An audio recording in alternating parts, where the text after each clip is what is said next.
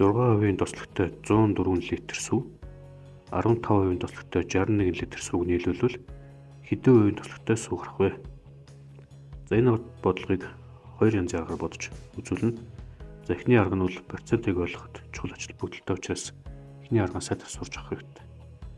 За дараагийн арга нь бол арай хурдан бодох арга байгаа. Тэрийг нь бас сураад авчвал зүгээр.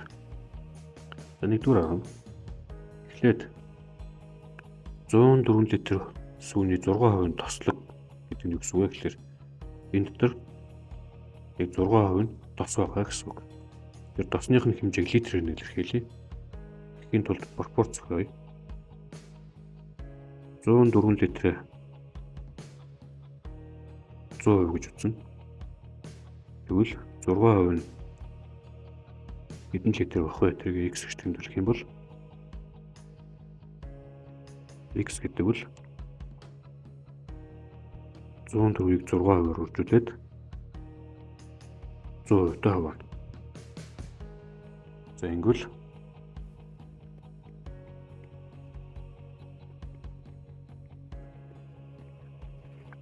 гэж гарч ирнэ. Өөрөөр хэлбэл 104 литр сүүний яг ийм литр нь тос байгаа гэсэн үг. За яг үүнтэй адилханаар 2 дахь сүүний тосны хэмжээг олъё. 61 литрийг 100% гэж үзээд хэдэн литр нь 15% гэдэг нь зөв гэдгийг бол.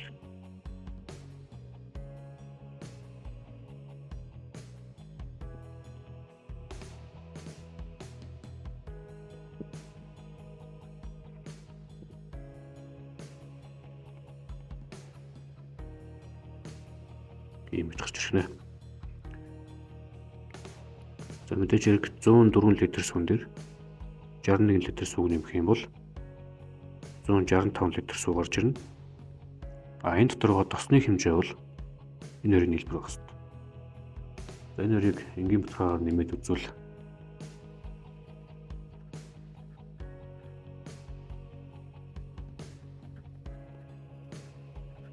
ийм болох нь байна. За тэгээд 165 литр сүг 100% гэж үзээд тосны хэмжээ нь хэдэн хувь болох вэ? Бол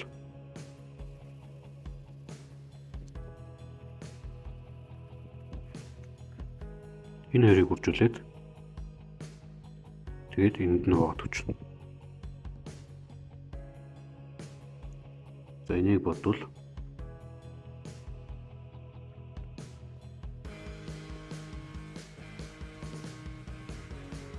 ийм хөв гэж орж ирнэ. Энэ ойролцоогоор 933 бахна. Энэ бол нэгдүгээр арга.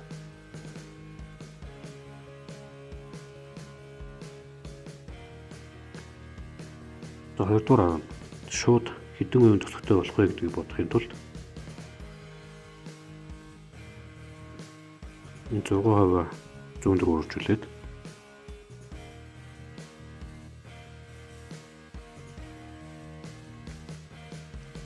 15%-ийг 61-аар үржүүлээд